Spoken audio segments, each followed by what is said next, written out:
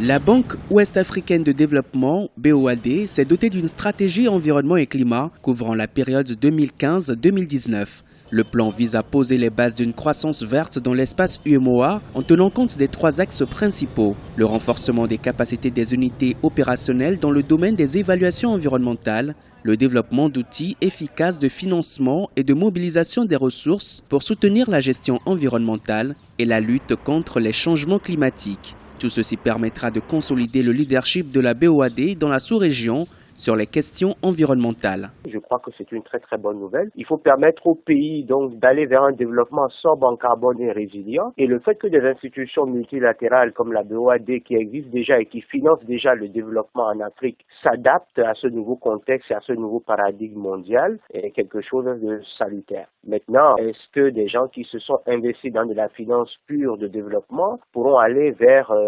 la croissance verte qui veut un visage beaucoup plus humain? C'est ce défi que je crois que cette institution devra relever. D'un point de vue stratégique, la BOAD s'est positionnée sur certains mécanismes de financement des accords multilatéraux relatifs à l'environnement, notamment le Fonds vert pour le climat, pour faciliter l'accès des États membres de l'UEMOA à des subventions liées aux projets de promotion des énergies renouvelables. La part de ces sources d'énergie se présente comme une solution pour résorber le déficit énergétique, réduire la facture énergétique des États et surtout améliorer la qualité de vie des populations n'ayant pas accès à l'énergie. La BOAD a beaucoup financé les routes, mais beaucoup de ces pays sont subsahariens, donc ont le soleil gratuitement, et donc il faut pouvoir financer des centrales solaires. Et qui finance l'énergie, dit le financement de l'industrie, ne pas financer les fausses solutions comme les centrales à charbon, les centrales à fuel que nous connaissons. Et si la BOAD s'engage sur ce terrain,